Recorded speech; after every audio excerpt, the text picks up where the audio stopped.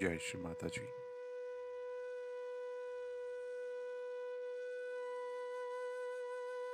Let us all bow down to Shri Mataji.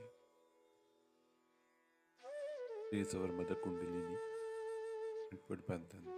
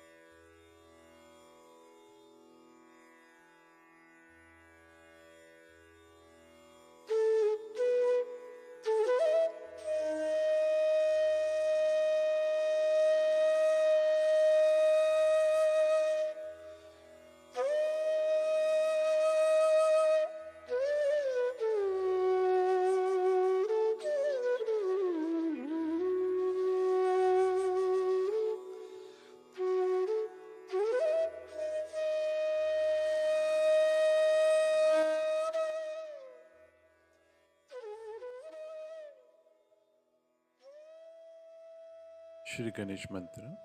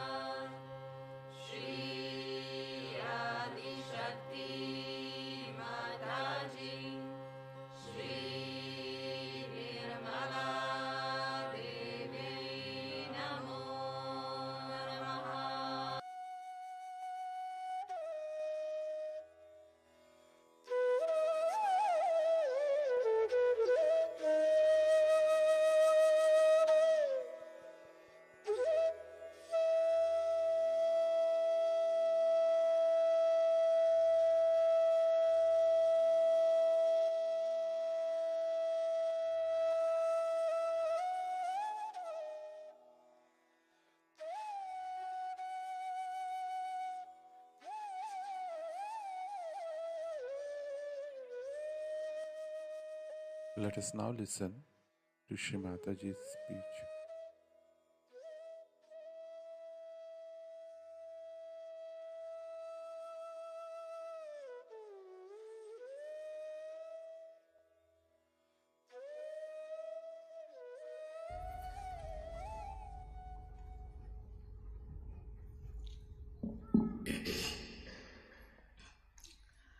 I bow to all the seekers of truth.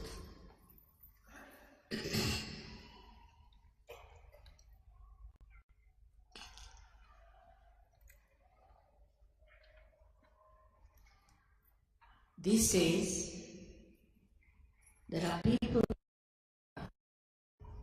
going all over the places to find out the enlightenment. And there are so many books available, so many people who talk about enlightenment. And this is only in this special age, which I call as the blossom time, is happening. If they are not seeking the truth, that means they are not yet evolved as they should have been. But this is a special time that we call as the last judgment, and that time has come. And the Quran is called as Qiyam, and describe very clearly what will happen at this time. All these have been indicated in all the books which are, I would say, mystical, or who we can call as religious, whatever you may call it, the mystic part. They have all indicated this time, by the end of this century, this should happen. And this has bewildered many people. They are going hither and thither, getting into problems. As it's very embarrassing what Dr. Derek Lee has told. It's a fact that I went to Russia and a scientist came forward. And he said that, "Mother, I have seen your photographs." And it says so much, because I haven't seen more than one line showing. It was very embarrassing. The whole thing was very embarrassing for me. And he said, "I've proved it now through all equations and everything." And he showed me the book, which is in Russian, and all mathematical calculations, that one has to go to a vacuum state, a physical vacuum state, for reality to be understood. It was, I think, too much of science in it. But whatever it is, all these ideas, say of Quran, of Bible, of other religious books, all the religious books from India, could be called as a myth, and they were treated as myths. Many people thought it was just a myth, and they said, "No use believing in all these things, there's no thing." And also, through these books, people have been misled to do wrong things. So the whole thing got challenged also in a way that is not practical, is not beneficial, is not. But when it becomes a real experience, you may call it subject, you may call it anything, but when it becomes a real experience, then you start believing in it as reality. But if a scientist proves it, which is scientific knowledge, then I don't know what to say. Then it really becomes the fact. And when it becomes the fact, it becomes the science. Science can be challenged. First of all, science is amoral. It is not bothered as the science as it exists today. If they create atom bombs, they create other things destructive and use it for wrong purposes, there is no binding force on the scientist. They can do whatever they like. And people can use it the way they want to use it. But when it comes to divine force, the science is perfect, I must say. You cannot challenge that science. You cannot. Everything that you know through the science of Sajava, you can easily verify it. For example, firstly, it is said that your physical elements disappear. It's a fact. Without any money, without any fees or anything, just you get cured of your troubles. And when you get cured of your troubles, then you are amazed how through your own power you have been cured. But it happens. It has happened. You know, we have many doctors here. English doctors not easy to convince. And they have seen with their own experience that many patients who were supposed to be incurable, they have seen that many drug addicts got all right overnight. How? Without paying for it, without taking any medicine, just through their own power of Kundalini. Now this power of Kundalini was known all over the world because I find in their museums Kundalini drawn in the triangular bone, even in Sweden also. But I should say it's in Finland also. Then also I went to Ukraine in their museum. There are all pictures of these chakras and of the Kundalini. And in a far-fetched place like Bolivia, where we could not reach there even by air about, I think, 6 years back, you find the pictures of Kundalini. And Colombia, the ancient Colombia, had created statues in which Kundalini was the main thing. So somebody must have told them, or they might have known about it.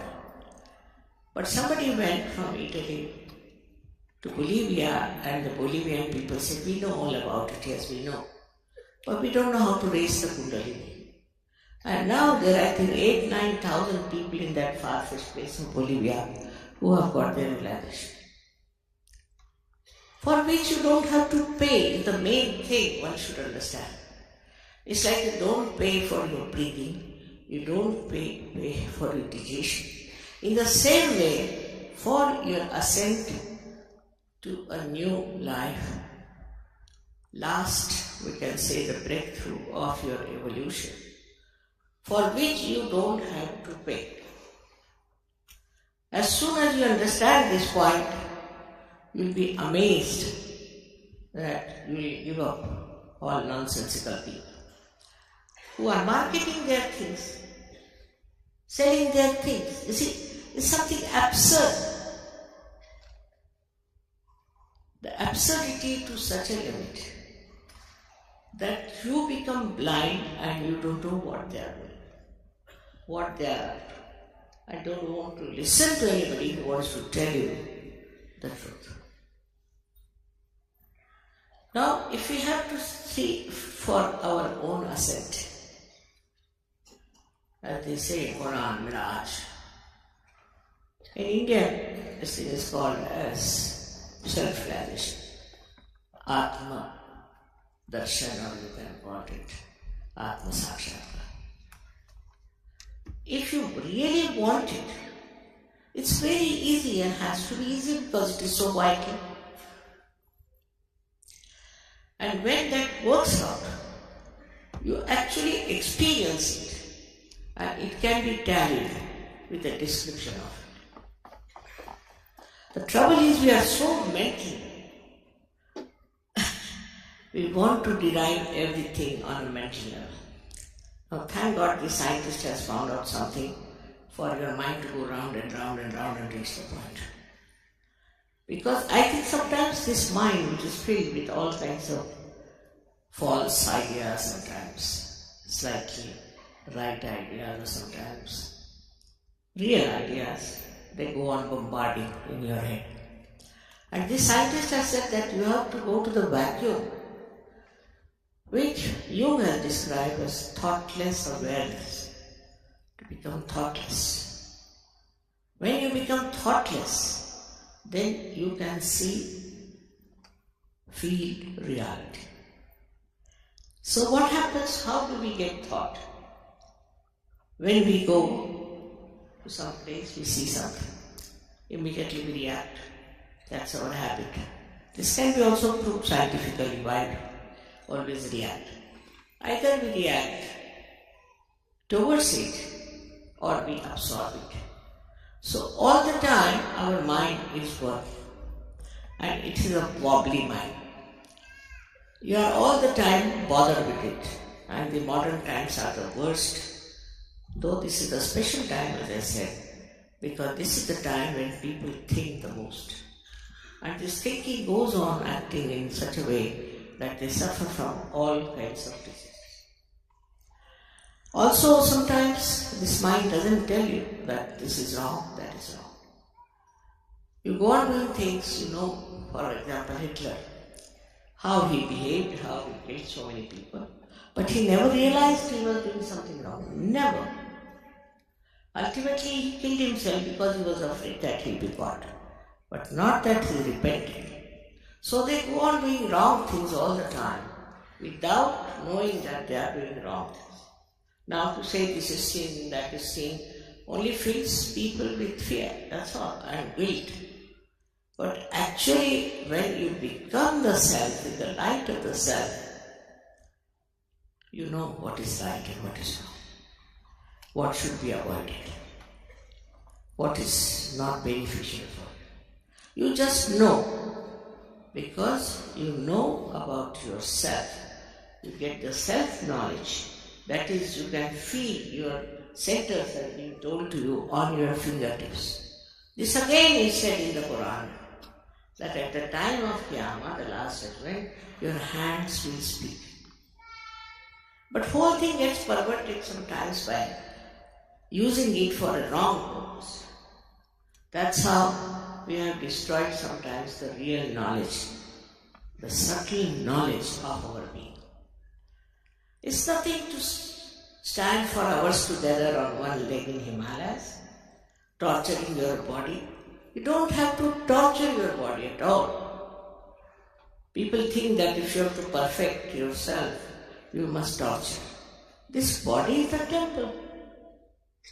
What is the use of building temples after temples when you cannot build your own temple? This body is the temple, and why should you torture this? You must look after this body. Look after with love, with respect. And then only you will realize how important it is to have a body. All these funny ideas, of renunciation and all, false kind of approach is not going to help. My daughter was coming from India. She said there were some queer people traveling with us in first class.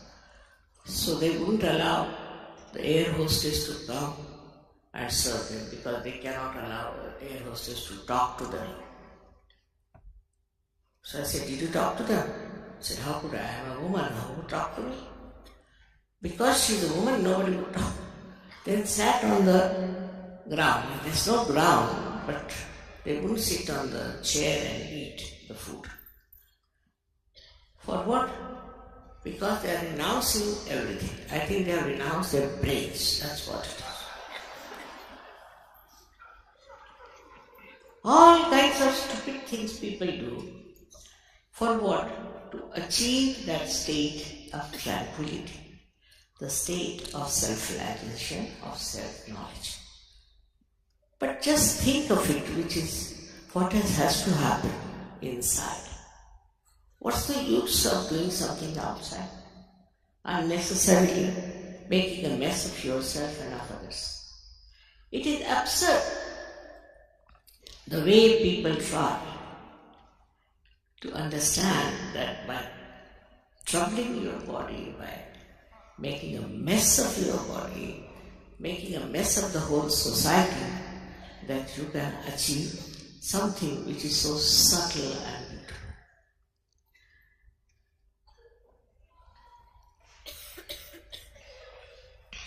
Now the scientists call this all-pervading power, as I say, of divine love, as cosmic energy. Now they may call it by any name. But it's nothing solid. It is love. It is love of God. And this divine love of God is an energy that runs the whole universe, universes of universes. Just see the miracle of life. All that is managed by this energy of divine love. But we have never felt it before. So we don't know what it is. But in every scripture is written that there is the power of divine love. For example, in Sanskrit this is called Paramachaitanya or Brahmachaitanya. In every scripture it is being described, but for people it's some sort of an unknown thing.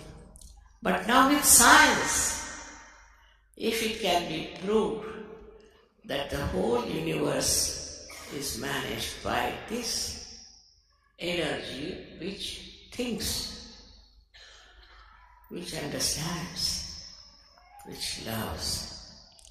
For example, the same scientist came to see me to have an interview with me and smiling all the time. And he asked me very interesting questions. One of them he asked about a picture he had seen where, here in this hall, they were singing the song Sitting in the Heart of the Universe. And all over me came heart, heart, heart, heart. Just like a doctor would draw the line of the heart. So many hearts drawn with the rays of light. And he asked, what is this, mother? How do they know that they are singing this song? I said, because I know, so they also know. Precisely how do they do things? Because they know. They know more than anyone can know. Not only that, but the way our genes and all those things are there is a very subtle thing, no doubt, but it's all managed by this power of divine love. Please understand, there's nothing to fear, nothing to get upset, nothing to starve, nothing to climb Himalayas, nothing needed. This power loves you. And it is around you. Here it is. It is everywhere. And it pulsates. It vibrates. It creates everything. Also the scientist told me about Einstein, who said that all these ideas come to me not from within but from without. As if somebody is pouring these ideas into me. And he said, I felt the same way, and so many scientists feel that. Surprisingly in Russia, the scientists are very open-hearted. And at the time of Stalin, they were all arrested and put in a place called Novosibirsk, where they were living. And there they developed, you see, this subtle side, because they were not allowed very much to do other things. So they developed the subtler side of human beings. And there they found out also about auras. He's one of them. Auras, that human beings have auras, and from the auras you can diagnose their disease. But now after seeing my photographs and all that, he has reached the proper conclusions surprisingly, and I hope I'll be saved from all kinds of people who criticize Sahaja Yoga as a cult or this and that. It is not. It's a living process. Whether you are a Hindu, Muslim, Christian, anything is meant for you, and it is your right, your birthright to have it. And then after that, once you get the sprouting of the seed, you must allow the seed. Actually, those people who talk of social work, talk of helping others, doing this for them and doing that for them, have to understand first you should be empowered. You must have the power within yourself to help others. But if you just come to my program, they always say, Mother, for your program the whole hall is full. And then they start disappearing, especially in England. Very surprising. England is the heart of the universe. And how could they be so careless about their ascent and so careless about developing their own huge big tree of love? They are the best suited and they have to work it out. But they don't. They don't take it seriously.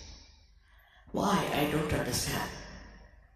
Maybe they don't know what they are. They are very powerful people.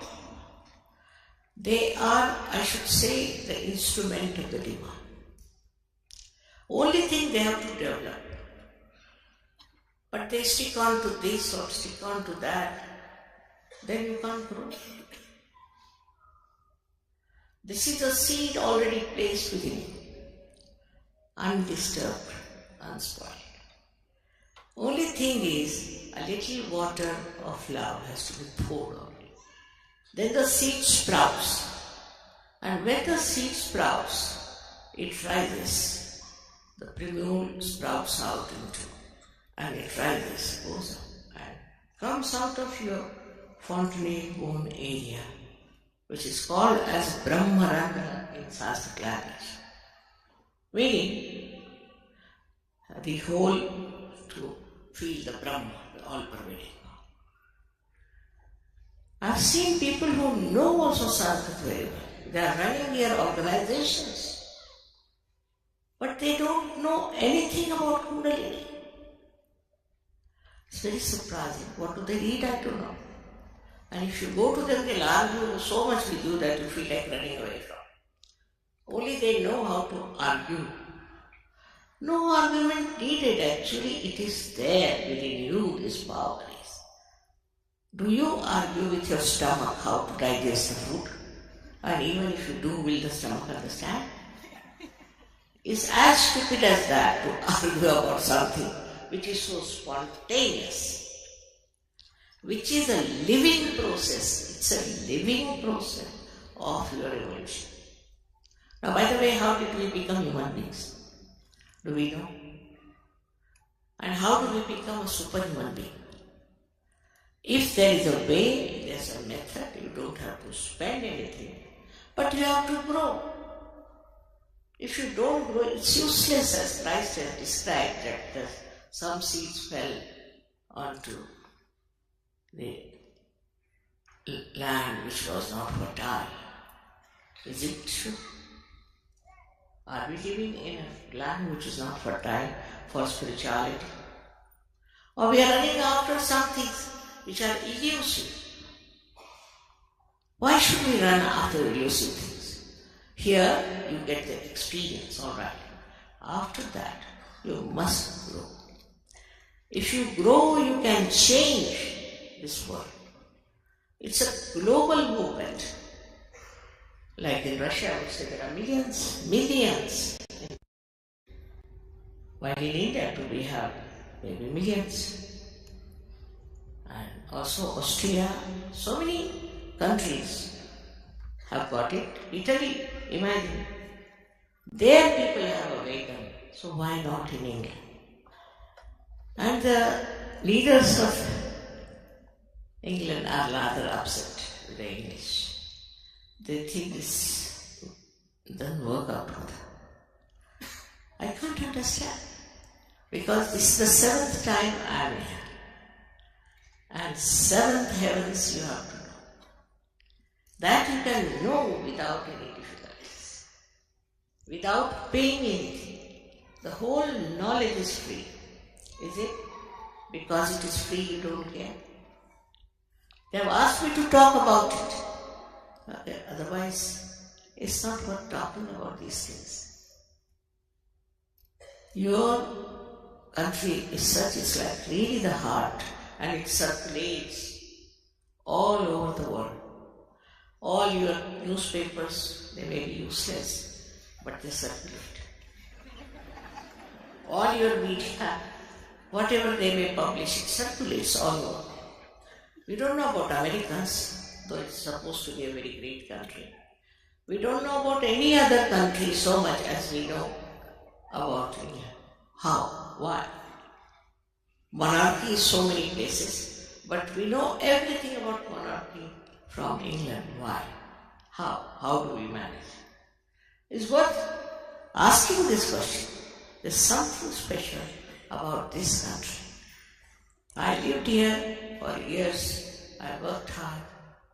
I went from north to south, east to west. Perhaps I left no city which I did not visit. But the situation is such that when they get realization, they are very happy, they start jumping, and after that they forget about it.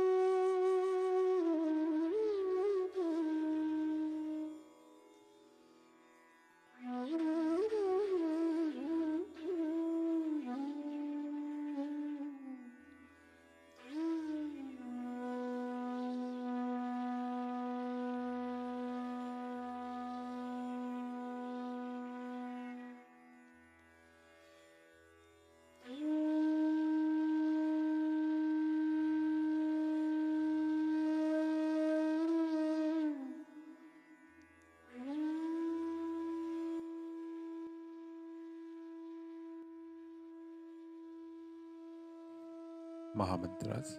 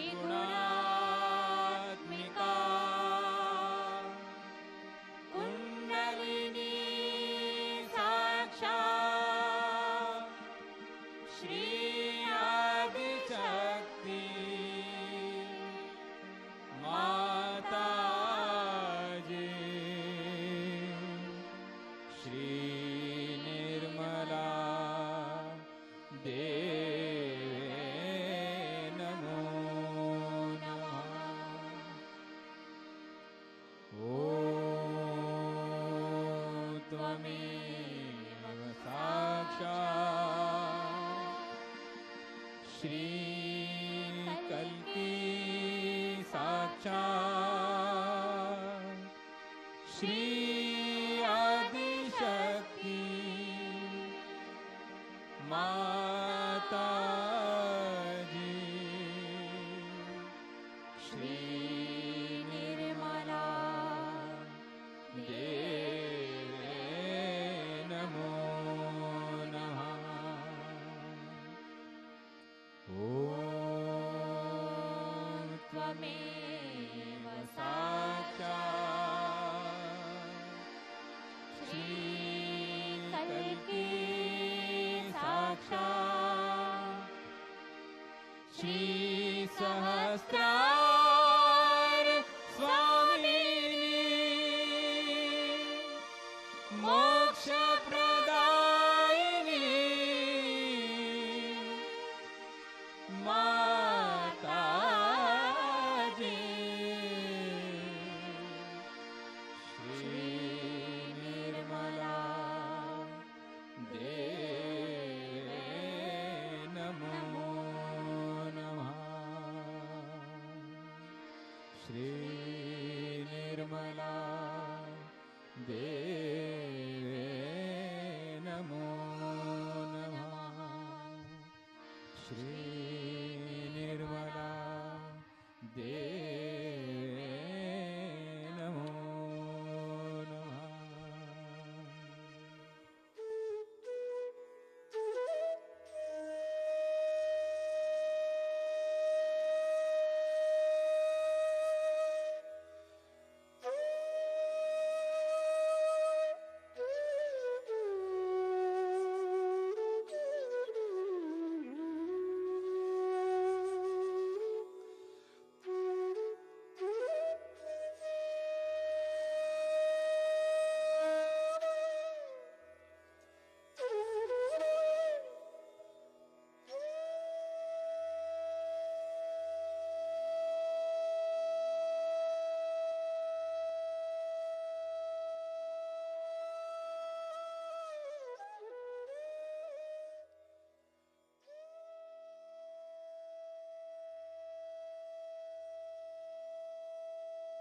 Thank you, Shri Mataji,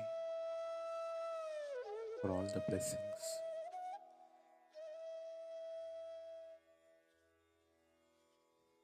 Let us all bow down to Shri Mataji, raise our Mother Kundalini and put Bandhan.